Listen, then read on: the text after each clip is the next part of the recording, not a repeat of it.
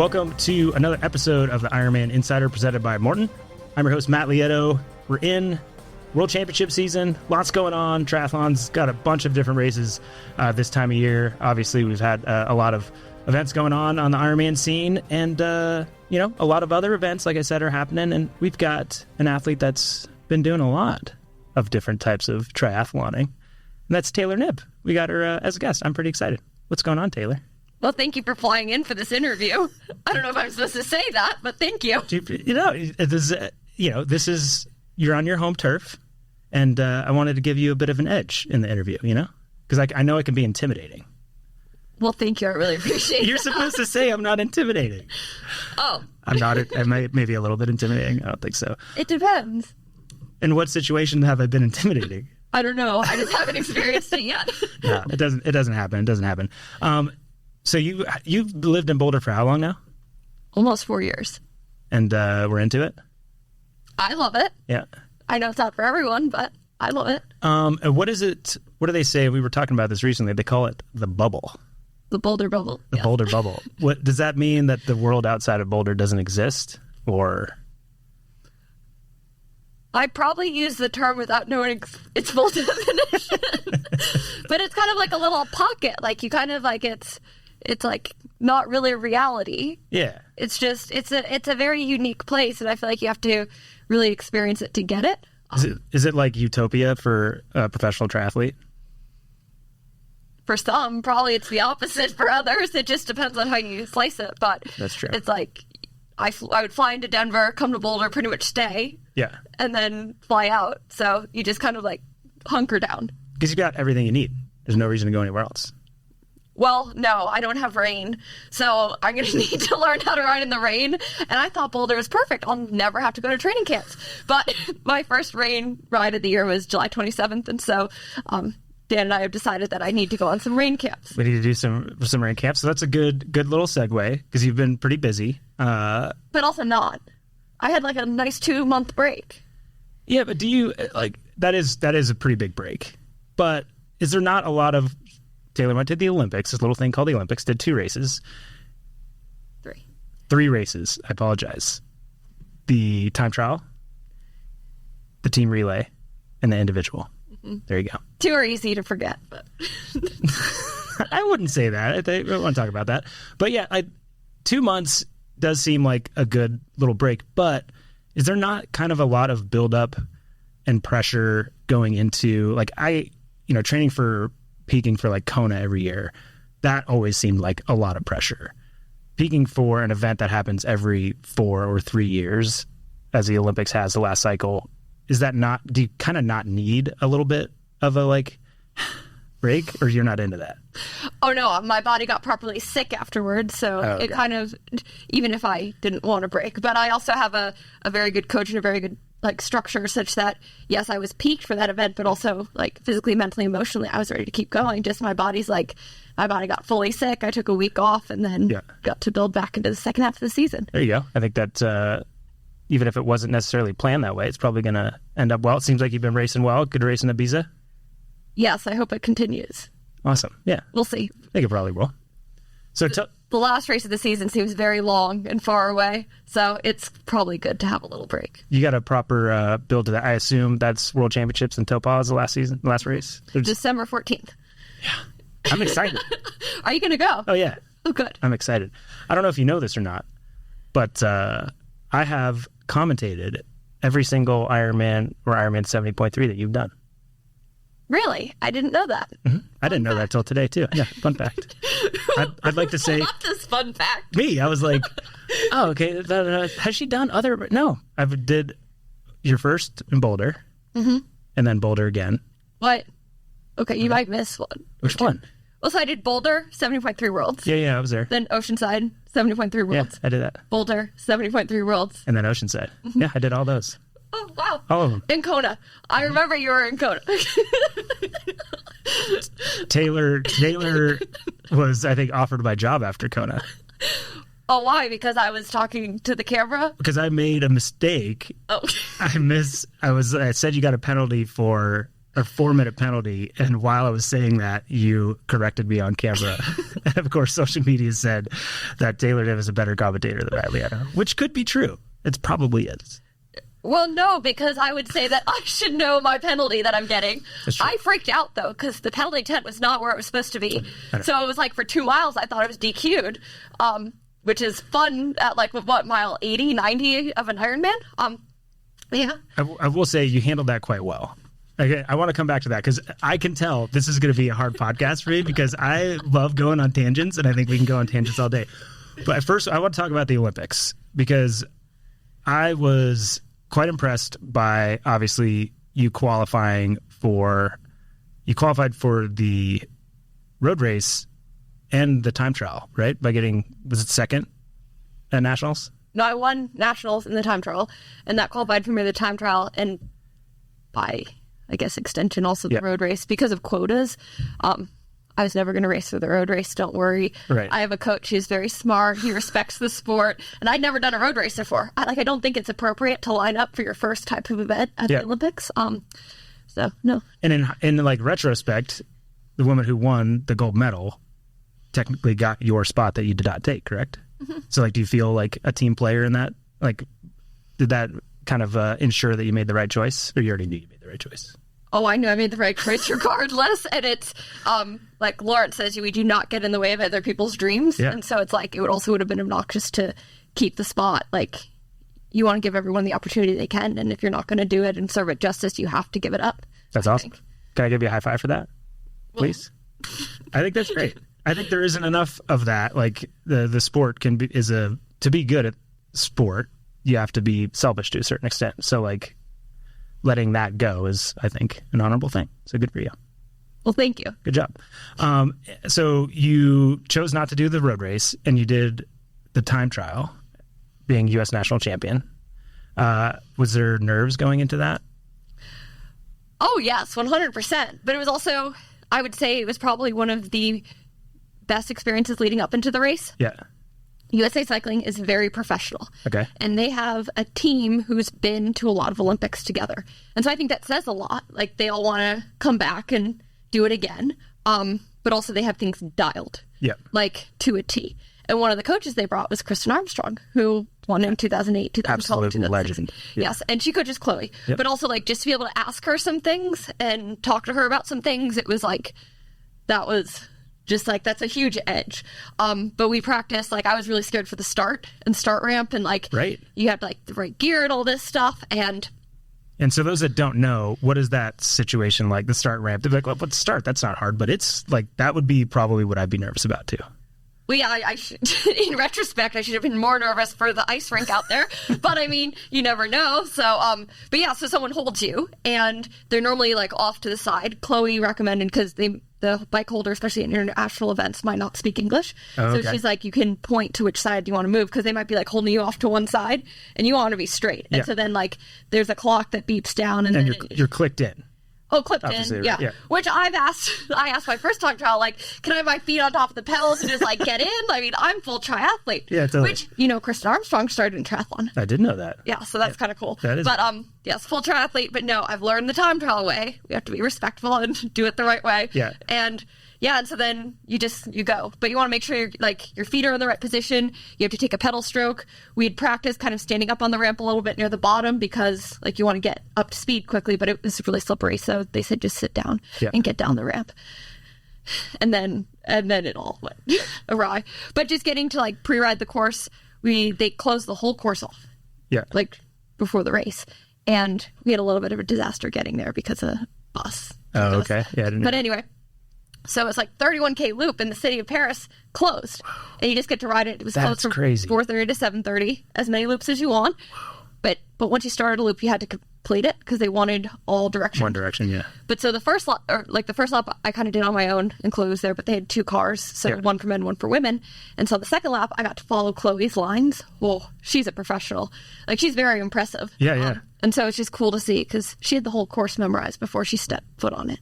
That's the level of detail and dialedness, and just, it's a professional sport. Like, they watch videos of somebody that's, like, driven the course. Is that what they do? And Google Maps and just everything. But she knew what line she was going to take already, and just all these things. Like and Kristen Armstrong's her coach, so like, they are dialed. They know how to do this, and you just realize that professional cycling is a level above triathlon. Well, and she won her first Olympic medal when she was a teenager on the track. Like, she's been doing it for a long time.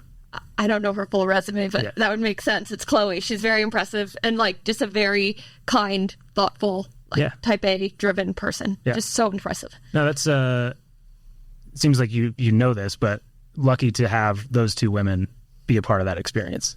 Yeah, I just hope I didn't drag them down. I don't think you did. So you're referring to the fact that like a lot of people crashed because it literally looked like an ice rink out there. Yes, and I made the mistake. I broke my front brake in the first crash. And so, like, my back wheel was going nuts. And so, yeah, like, I didn't want to brake for any turn, but you have to brake at the turn. Yeah. But, so I don't know if this is legal or not. I might get DQ'd. But so, after two more crashes, I asked, like, how do you do a bike change? Because, I mean, that's what you want to learn in the Olympics. Like, I have a very generous bike sponsor who brought extra bikes, though. So, yeah, totally. It's, like, I had a bike ready to go and it was perfect, but I was like, I needed to do the bike change because I'm like, I cannot safely get around this course on this bike anymore. So it is what it is. So that's where it kind of snowballed because you didn't have proper control of your bike after the first crash. Yeah, and I didn't know that because I don't know these things about biking. So now I do know that. Now I also have a skills coach, so I'm going to learn slowly. But it wasn't the best. Dude, and it was gnarly. Like, and the fact that you said everything about Chloe and she crashed, right? Yeah. And hard. Yeah. Like she could, I won't say anything, but it was, not to her fault, and some people will look and be like, oh, these people are crashing. But then the thing that kind of like showed how gnarly it was that when you got a bike change, your mechanic fell on you and your bike, essentially. Like, he looked like he was on ice. That was insane. Yeah. That red section especially was really slippery. It was like cobbled or something?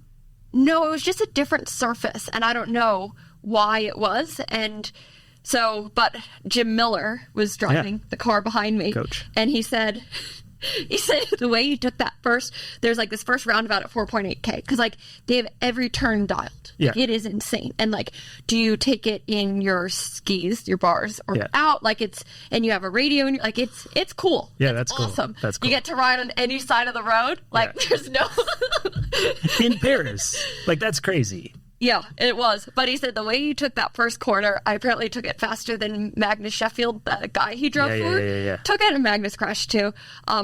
But he's like, so I kind of knew it was either going to be really good or really not good. Because he's like, well, she's going for it. And did you crash on that one or no? No, I crashed. I actually, so the race is broken up into thirds for me, and Dan gives me like rate of perceived exertion. So the first third is really controlled. Yeah. And then like I crashed at like 18 or 19 minutes. So I was like, I had increased my watts. I was going faster, and that's when I went down, which I think that's part of my issue is I don't have the skills to complement the speed that I can go. Right. So I need to play catch up with those skills. Because you're also, I don't know how to slow. Because think about it, in an Ironman, if you're going 25, 26 miles an hour, and then in a time trial you're going 30, 31 miles an hour. Totally. You have to slow that much more because you're still going to take the corner at the same speed. Yeah. But I don't account for that. So, like, things you want to learn from the Olympics. Well, good for you, right? Hard way. Maybe the hard way. But learning that a lot of people would maybe look at those conditions and be like, oh, maybe I don't have that much to learn. But you're like, no, I could be a lot better. And obviously the people that surround you are able to guide you there. But it is, for those listening, and I just must say, I don't like talk about athletes outside of work that often. But when you won time trial nationals, I was like, dude, you're on a totally different level, right? Like, didn't realize time trial nationals had like 4 turns in it, so it was like perfectly suited for me. It was dry, it was wonderful.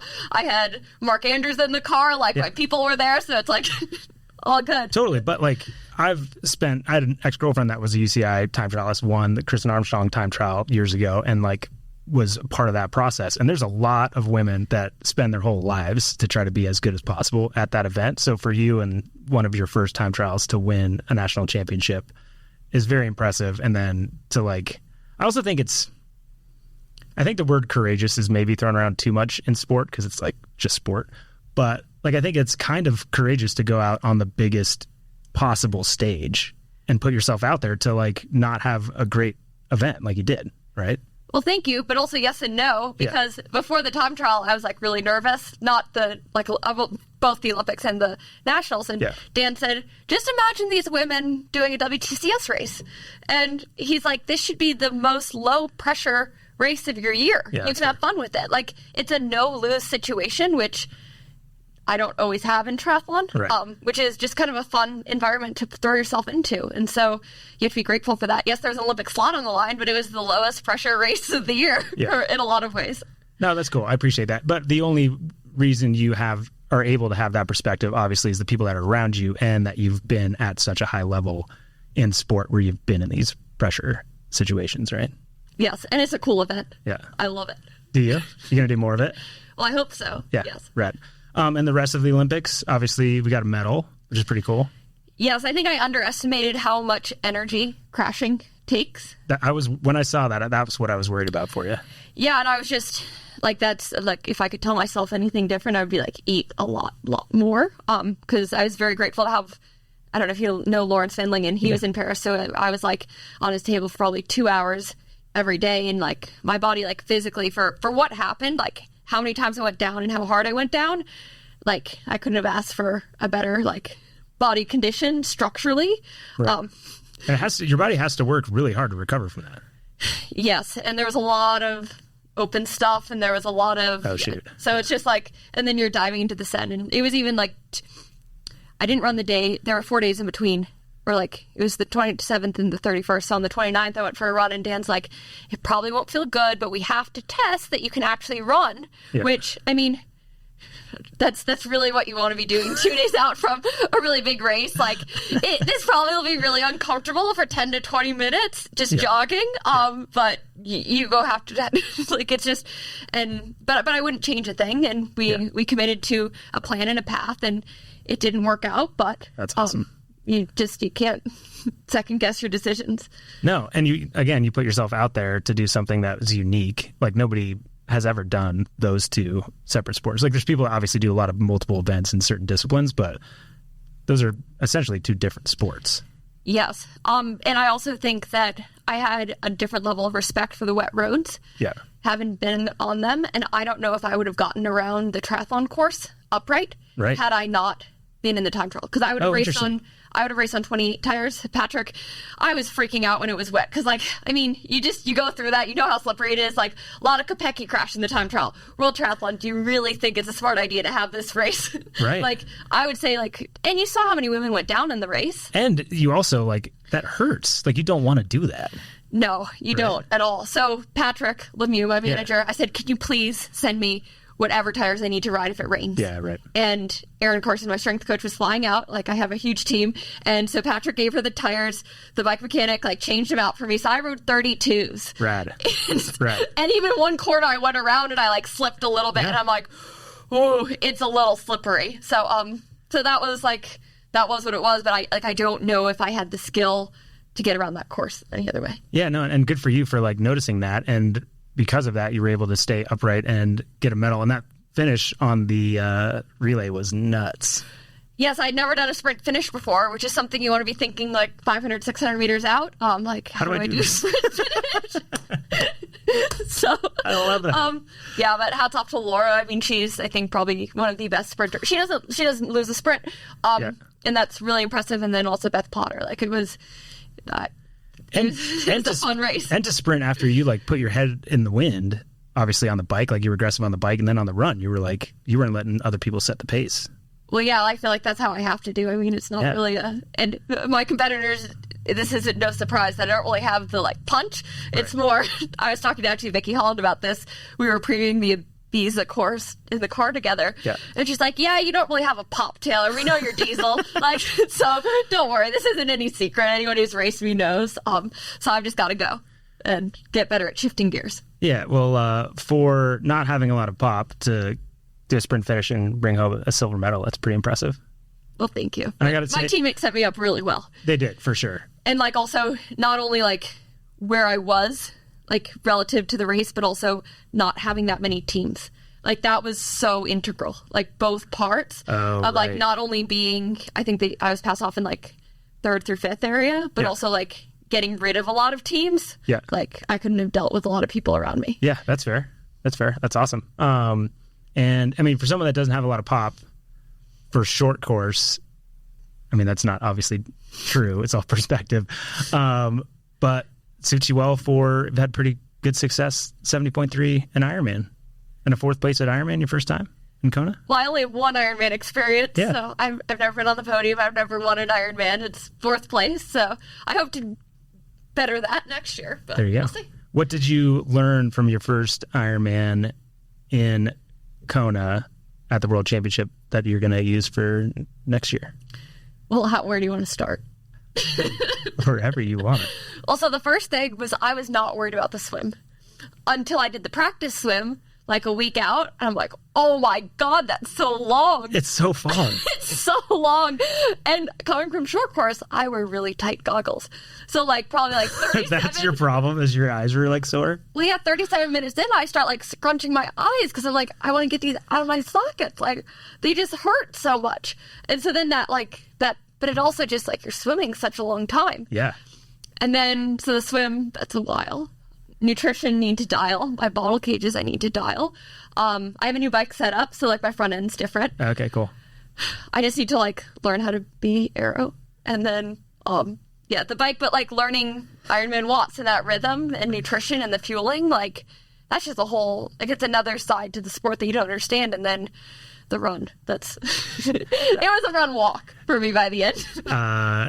Again, being maybe a little bit humble, but I will say I have some advice that I don't want you to take for being more aero on the bike. Okay, what's that advice? Not like turning your head and talking all the time. You were so talkative. It was the best. I loved it. Well, I was having so much fun out there. Like it was it was a dream for me to always race like Kona. Like that's been the dream. Like people talk about the Olympic dream, but like for me it was the IRONMAN World Championships. And so to get to do that, like, it was just like a celebration of the year. That's so cool. And it was very clear. And, like, I could tell before the race you were excited about it, but then when you're out, I'm like, oh, Taylor's having so much fun out here. Yeah, that's the thing. I had fun. And it was fun even when I didn't know if I was going to finish. I think the most eye-opening moment was when I had 3K left. So, like, 2 miles. In the run. Mm-hmm. And you're like, I don't think I'm going to get there. Well, I asked, what's the gap? Like, suddenly, like, when you're in the race, it's like, where are you looking? Are you looking ahead to the gap or behind to the gap? And I was looking behind to the gap at that point. And it was like, how far behind is Daniela? And I was told 6 minutes. So that means, like, I was like, ooh, she's running 4 minutes per K. I have to run 6 minutes per K, which is like 10-minute miles. And I'm like, I don't know. That's an ask. Yeah, like if you hear I have 6 minutes with 3K to go, you think you should be good. Do you think you're good? No. That's the thing, is you can like. Was it cool to be in that experience where you're like, I don't literally know if I'm going to have to walk the rest of this way? Well, like in hindsight, maybe.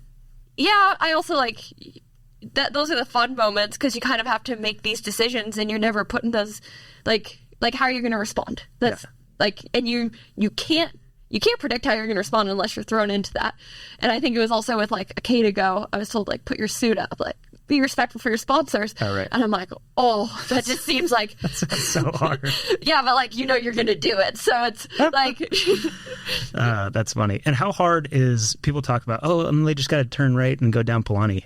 How hard is it running down Polani? I always find it so hard. I don't remember most of it. I think that was the part where I it's like, when you're working hard and you just don't remember it in retrospect. Like, I don't remember most of my races. Like, okay. So maybe I never went hard enough because I remember everything of my races. Oh no, maybe that was even like a different level. Like you're just so like. Very gracious of you. Thank you. You never saw me race, so I understand. No, that's amazing. And so this is a good time to bring up maybe motivation and why you started in the sport, because I was lucky enough to be able to chat with your mom, and I know it was very important for you to be able to race Kona alongside your mom. Was that she an inspiration going into triathlon? Definitely. But it was also, I think, my dad played a key role because my dad would bring my brother and I to my mom's races. Oh, cool. And I was always in such a bad mood because I'm like, I want to be out there. I want to be doing that. And that's so rad. Like, how old were you when you had this attitude? It was like 2006, 2007, 2008. I did my first race in 2009. So it was like 8, 9, 10. So, but it's like you just, so my brother was there too, like shared environment. It did not have that effect on him, but I was just like, I want to be out there. I want to be doing that. Well, so that was, so like, was it her? Yes, but it was also, if she'd been doing it on her own, I feel like the fact that they made it, like, I went to Kona in 2010 to watch her. So, rad. yeah, she went out early and my dad had to take my brother and I out there. So it was, we were not invited back because... What? Too distracting? No, we were fighting. You know, when you're coming out of the harbor, back onto the Queen K, she passed us, and my brother and I were fighting on the side of the road. And so she's like, so that was in my head the whole way, that, like, you guys are being awful, so you guys are not invited back. That's amazing. So, good job, team.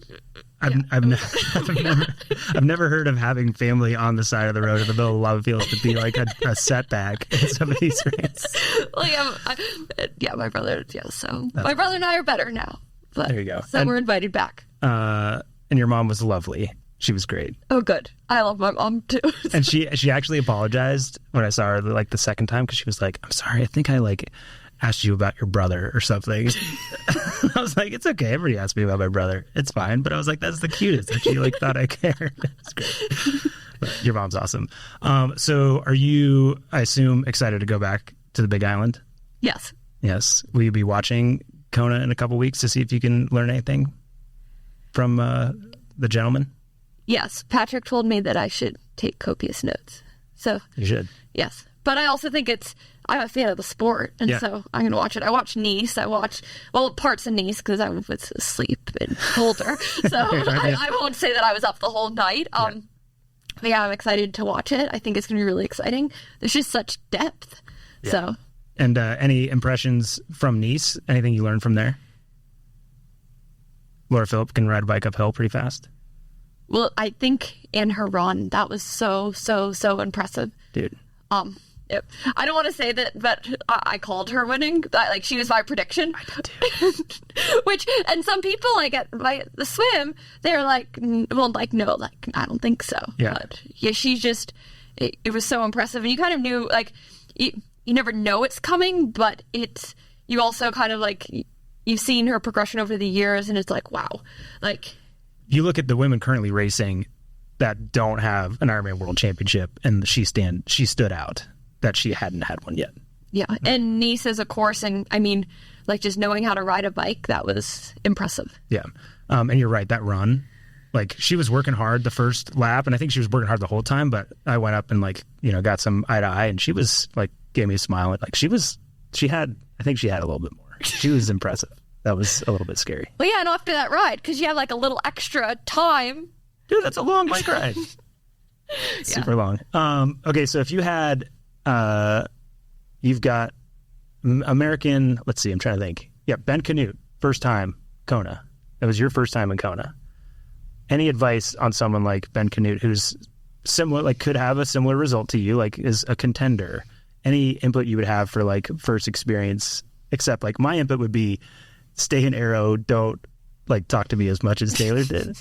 But I actually would enjoy it because I think Ben's great, and I want to compare mustaches while he's riding. But well, I think you probably have better advice. I feel like I'm probably not the person to give advice. Like, I don't know. I think you might be. But he's a track athlete, and so I would say listen to Mark. And I actually, maybe one of the key things is Mark would always make sure I was riding outside of town. Never ride inside of town race week. Yeah. And Mark was very clear about that, and he was always out in a car with me. And so take Mark up on that. Because I think the biggest thing is you need to get to the start line. Totally. First and foremost. I do the practice swim. I would recommend anyone, like, do the practice swim. I don't know what it's called. There's a whole name for it. Koala. Okay. Yeah. Koala. I always pronounce it wrong. Well, yeah, I would just recommend it. Like, It was just to do it. And you don't have to race it. But, I mean, Lucy raced it, it seemed like, and she did well. So she did pretty well. Stick to your plan. No, but I think that's good advice. And I agree on the Mark. I always had Mark out there when I was in Kona racing. And part of the reason I gave you that input on aero was because that was the only thing he told me. He's like, Matt, keep your head down. Stop talking. But some of us have to. It's such a long bike ride. Yeah, and it just like, and also you don't want to get off the bike and like I kept my head down and then you're just like stuck. Totally. Like, I do think, are you one of those people, like, people used to kind of Like, I actually had competitors that would tell my brother after the race, like, you need to tell your brother to shut up during the race. He talks too much. And I'm like, dude, I can't, like, I wouldn't be able to get through it if I didn't have, like, that external. Like, it seems like, at least in longer distance races, I've only seen you do one, like, Ironman distance race. But is that part of it for you to, like, do you get energy from people around? Do you need a little distraction? It depends on the people. Oh, okay. So it's like if you're, but I could make it through without. I could enjoy it the whole way. Like, there you go. Come train with me and you'd get a good glimpse. But I'm normally talking, so okay, I think in the swim group you could ask, and it's kind of be quiet, Taylor. That's the best though. Swimming's so boring. Like, you got 10 seconds. Do you like ask people like important questions before like the send off? No, we just talk, but also like. One of the women who swims with us, like, we had a VO2 set, and she's like, Julie Dibbins, like, it's VO2, so there should not be talking, right? Yes. Actually, Caden was there that day. My nephew. Yeah. He was like, you could tell he had a really good song in his head, and he was just like jamming the whole swim. Like, that's hilarious. He brings really good energy. Good. Yes. He's holding the Lieto torch of good vibes in the swim. Oh yes, and it's a good group now. Okay, yeah, so I wanted to ask, like, what's training been like this summer? I know you had, well, I guess maybe the last couple months, you've been in a good little routine, getting back into it? Yes, I have a great weekly cycle. I love it, and I don't know what more to add. Yeah, are you like a solo trainer? Obviously, you're training with the Dibbins swim squad? Yeah, so Julie Dibbins is my swim coach, and so I go to her swims on Mondays, Tuesdays, and Thursdays. Okay. And then the other sessions, I either link up with people or don't. I rode with Caden a lot on Wednesdays, and then he switched and he started running on Wednesdays. Why would you do that, Caden? Everybody knows you long ride on Wednesdays. I don't know. His coach is your brother, so you should ask him. Chris rode on every Wednesday of his life. Like, how would he not ever get it? But who knows? Like, to each his own. I don't agree with Chris's coaching philosophy about Wednesdays. No, but it's all good. And so if I link up and it works with someone, great. If not, like, actually, Julie joined me for my ride on Saturday. Oh, cool. Yeah. Is she still a hammer? Well, yeah, we had a fun VO2 workout. Ooh. So, yes. So if you're doing, is that a long ride with VO2, or what kind of, like, how long are we talking? Yeah, it was like 3 hours. I know that's probably not a long for an Ironman athlete, but for someone coming from short course. But then I had 4 hours on Sunday, so it wasn't my longer ride of the weekend, but it was still, I'd call it a long ride. With VO2, that's a pretty long ride, I'd say. Cool. So training's going well? Everything's smooth right now? Well, I hope so. Cool. But the other shoe could drop tomorrow. I mean, it's like, oh, I don't want to get sick. I don't want to get injured. I don't want, just things come up. So you have to. Is that part of what the benefit of having, like, the bubble and the routine is, like, less unexpected things? You have more controllables? Because I think people underestimate, like, sport can be brutal, right? Like, you have these successes, you've had great success, but also at the same time you could randomly get sick, or like you run on a new trail and you injure because it's off camber or something like that, right? Yeah, but also I think I have a tremendous team, and so I have a fantastic PT, and then I work with Lawrence, and so if something comes up, it's like, get it sorted ASAP. Right. And like, if I've gotten an MRI, it's kind of like, they're like, oh, we can schedule in 3 to 4 weeks. And I'm like, no, I need that today. Yeah. Like, how can I do this now? And so I think the timeline is very important in terms of, so you're not wasting time. Yep. And it's like, you have your information and and I have people who know my body, people who are like, I really trust. And so do we catch everything? No, but just having those like safety nets, I think, are really important. And seem to be like very smart, right? Like, you're only as strong as your team. And I was impressed in hindsight. And beforehand, I was like, when you were going to go to Kona after having your foot surgery last year, I was like, oh man, that seems like a little bit risky. But clearly they like knew, and they knew that you can only know so much, but they were very confident that you weren't putting yourself at risk. Well, yeah. And actually, I think the big thing was like, we had clear like goals, and it was like, do not leave your Paris race out in the lava fields, which ironically I left it out on the streets of Paris 4 days before. So you know what? I mean, it was like right. Great. But also, like, you can't underestimate when something brings an athlete joy. Like, you can't always tell them no. And so, like, the amount of energy that brought me, like, just the preparation in the race, and also kind of to know for the future, like, I love the distance. I didn't really do an Ironman build, so I can't say, but like, I feel like the training, it just like, it feels like home for me. Wow. So, but like short course racing is more like forcing it for me, but then like the middle distance is more comfortable and then the longer stuff is more comfortable. That's awesome. Yeah, it's hard for me not to point out that like I'm very impressed by your maturity as an athlete. I don't know outside of the athletic realm how mature you are or not, but do you have, obviously we've talked about your team, but it seems like you have really great perspective for someone your age on like what's important, what gives you strength, and what you value. Because I think a lot of athletes that have experience at your age get stuck in a very regimented, do what you're supposed to do to be faster, and then take the joy out of it to an extent, where it seems like you're able to kind of work both sides really well. Well, because I know that the joy will bring more out for me. Yeah. So it's like, for some people who like joy doesn't matter, or like the excitement doesn't matter, like they don't care about it. But I know like I want to have my best performance, and I know kind of how that comes. Yeah. And so that's important that I have it. What brings you the most joy out of like training for big events, or like looking at a world championship? Like what do you think in that process building up to, or the race, is like the most joyful part for you? Well, so you'll probably hate this answer, but like I really love my life. Like I love each day, and I love what I get to do each day. And it's like I'm grateful that I have very much like a weekly cycle, but I love it. But then also I love doing things that I've never done before. So that's when it's like, even if it's a training session, if it's in the race, and I'm held back a lot in training now. So it's like the only time I'm kind of let loose and allowed to do things I've never done before is in the race. And so it's like surprising yourself. That's fun. You said, oh, you didn't know if I was going to like that answer. I just didn't love that answer. That's the best answer. That's amazing. Yeah. I mean, I align a lot with that. And that's how I was as an athlete. I didn't have any great performances, so that's where we differ. The joy didn't bring me quite as much, but no. And again, I think that is unique for someone of your age to like recognize that and realize that that's important. And without that, like some people say, oh, if she wasn't trying these new things, maybe she'd be better at this thing. But it's like, no, if you weren't trying those new things, you wouldn't have the joy to be able to be good at the other thing.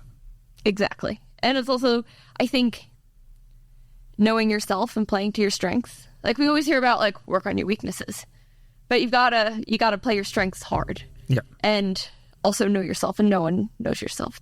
Like you should know yourself best, but also open yourself up to the people around you so that they can learn you and know you and maybe point out different things. And I'm fortunate enough to have a lot of people who like are very honest with me. That's great. I love that. Okay. So is there anything that, you just said that you're able to do things that you aren't allowed to do, or that are somewhat new on race day. Is there anything like a stretch goal? Like obviously, I assume the time trial was. Is there anything outside of the sport that you're like thinking about already in the near future, or are we just looking towards maybe 70.3 Worlds end of the year and then Kona next year? Yeah, I'm just focused on the end of this year. I think it's like just stay focused and then see, because no one has their schedule out. So it's like, and the calendars aren't out next year, so you can't really plan. And so I have a coach who really likes to plan, and we'll sit down and make a race schedule, provided he'll work with me again. So I hope we're good. And yes, there's that humility again, everybody. Well, yeah, but you can't assume. That's great. Thing. You have to be grateful for who you get to work with and for however long you do. Yeah. Man, wise beyond your years.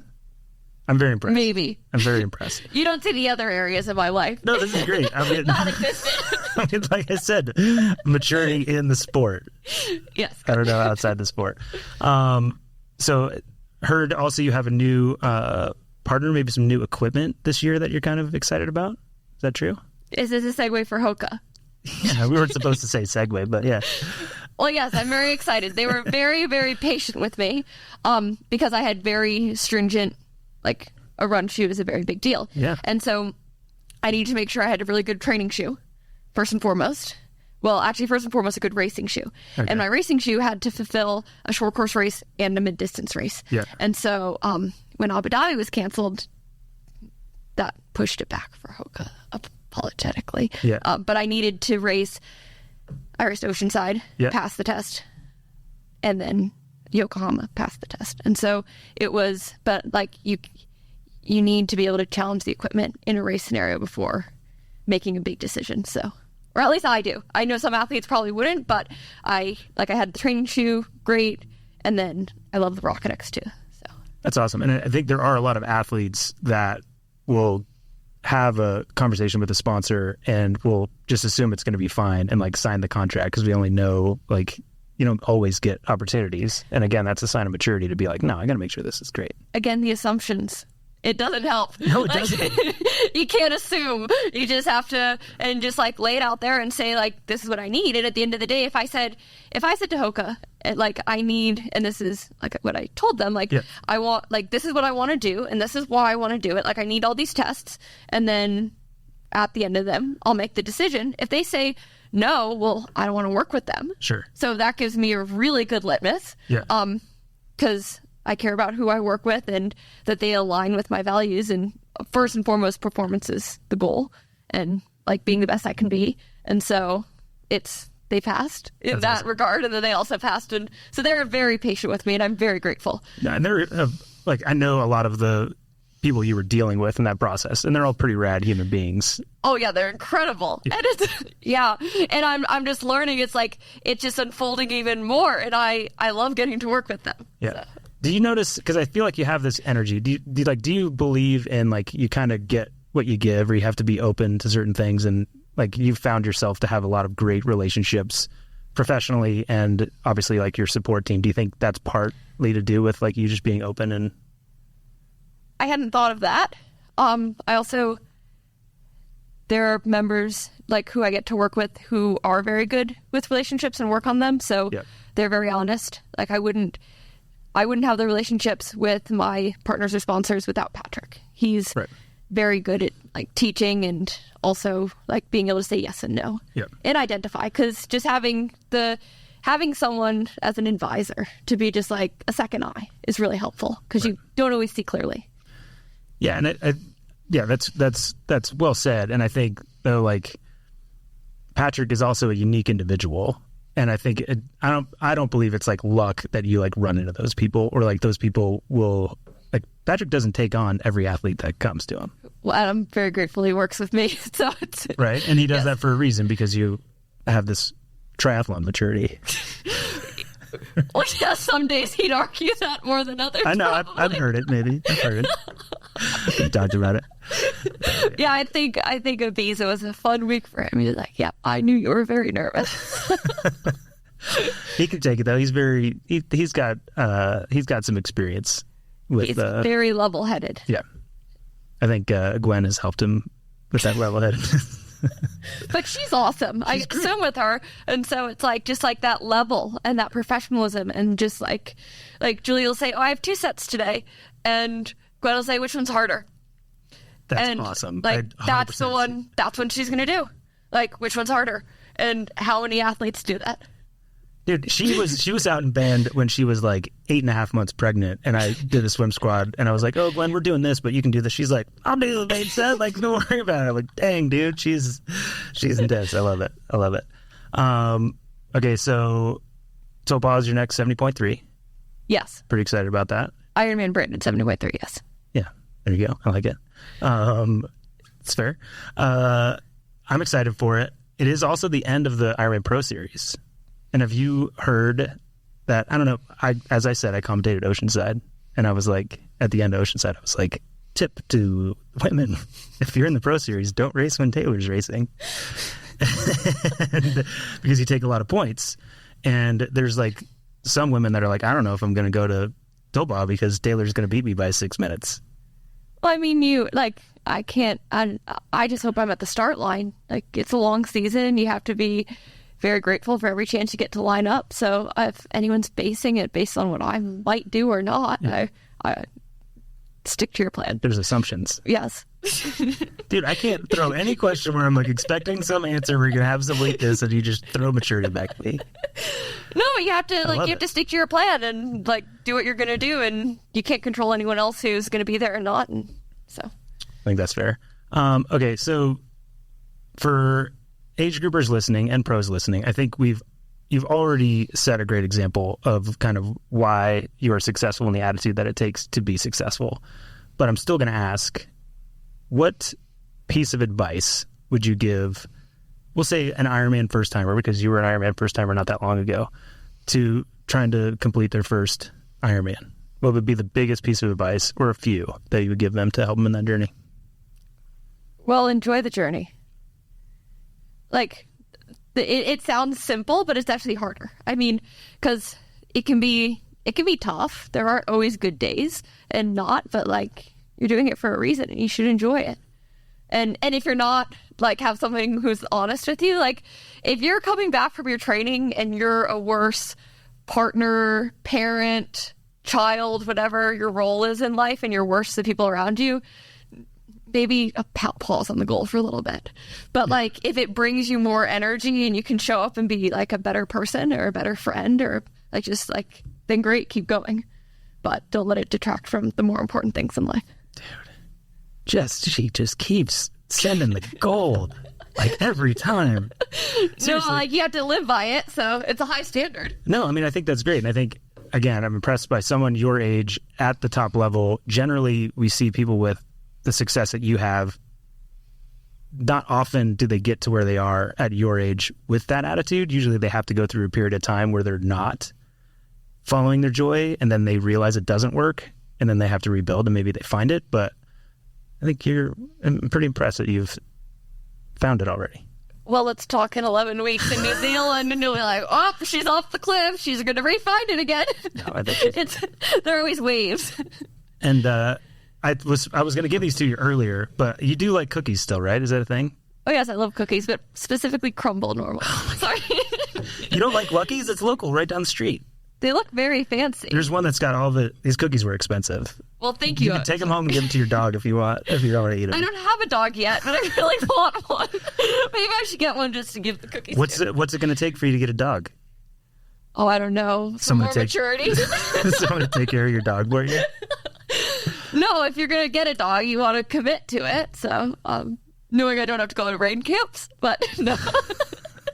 No, it's a big commitment, and I don't know if I'm like, I take care of myself fairly. I think you're doing a great job, and I think people listening would agree. And thank you so much for coming on this podcast. Thank you for having me and for flying into Boulder for this. Yeah, I appreciate it. No, it's great, and I think I'm glad I did, because I forget, and every time I'm around you, I remember how joyful you are and like how excited you are about the sport. And like, I was lucky enough to commentate your very first 70.3. Oh, in Boulder. When you were on your road bike.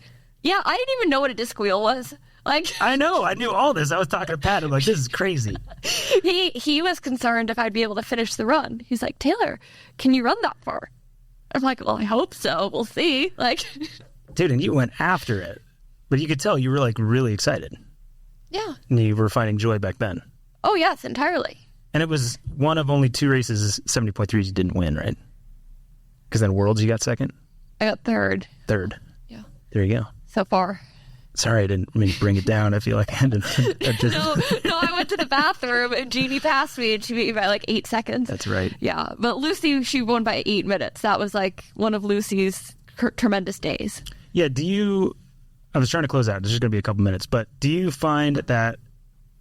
feel lucky at all to have been around, like people say you're only as good as your competition, and you have been able to race Daniela Reef, who's retired now, and Lucy Charles Barclay on that day, I think was one of the best 70.3 performances to that day that I'd ever seen. Do you feel lucky at all that you've been able to be around that and be like, oh, that's where I need to be? Oh, yes, tremendously. And then also I think like being able to share the race course with all the women I get to race is always an honor. But then also being in Boulder, and I think the bigger thing to learn is like getting to see like Miranda Carfrae or Flora Duffy, and just like, it's like you see them on the race course, but then you also see like, how are they on an average Friday? are they kind to the people they're sharing a swim lane with? Like, just like little things and just how they hold themselves and how they behave and how they conduct themselves. And that's probably the best thing about, for me, living in Boulder, is like getting that like education of here's how a pro behaves. You've had some great role models, because those are two amazing women and like the nicest. Yes. And so it's like, and there are plenty more in Boulder. Sure. And just having that like breadth and seeing, because everyone's a little bit different. So you get to see, like, you can learn from everyone, both what to do and what not to do. Like, oh, I like that. Don't like that. Okay. Like, never going to do that, because that was awful. That's awesome. And then getting to talk to them, and people are like very kind here. There you go. Well, off air, I'm going to ask who the never do that one was and what the circumstances that was. I'm excited to hear more about that. Again, thank you so much. I know you've had a busy week and you've got a lot going on at the end of the season, so we appreciate you coming in. Well, thank you for having me. There you go. Well, great stuff with Taylor Knibb. She's a lot of people's favorite, and there's no question as to why. And I know we'll be rooting for her when it comes to Topah later in the year. And Topah is also going to be the end. Not only is it a world championship, but it is the finale to the IRONMAN Pro Series this year, with just 2 races left for the women, 3 for the men. And, you know, things are tight right now. It's Jackie Herring, Kat Matthews, and Maya Stage Nielsen first, second, third. But, you know, Jackie Herring's got 5 scores. She can improve her score in Topah, but Kat Matthews still has scores left, as does Hannah Berry, who's not too far back as well. So things are still going to shift a lot on the women's side. And on the men's side, it's Matt Hansen with a 4,000-point lead. He also has 5 races scored, where Arnaud Guillot in second has more races to score. I think just 1 left. Jackson Laundrie in third, but Patrick Lange in fourth with 1 more race left to score. And I'm sure he's looking to get a lot of points in Kona. So to stay across all the latest IRONMAN Pro Series news, follow at IronmanTry on Instagram and check out proseries.ironman.com for standings, athlete bios, episodes of A Fighting Chance, replays of the races, and more. And obviously, I want to thank again our presenting sponsor, Maurten. They're the official sports performance nutrition partner of the IRONMAN Global Series, and all Ironman athletes have access to Maurten hydrogels and solids on course in 2024. If you enjoyed today's conversation, please like, share, and subscribe wherever you listen to this podcast. And if you're sitting on the trainer, you can also watch the podcast as a video on our IRONMAN Triathlon YouTube channel. Thanks again so much for joining us on the IRONMAN Insider presented by Maurten. And be sure to keep an eye on this space for more great conversations as we head into World Championship season. Still, we're in it already, but we still have the VinFast IRONMAN World Championship in Kona and obviously Topah as well. Right now, we're out for this week. I'm Matt Lieto, and thank you so much for tuning in.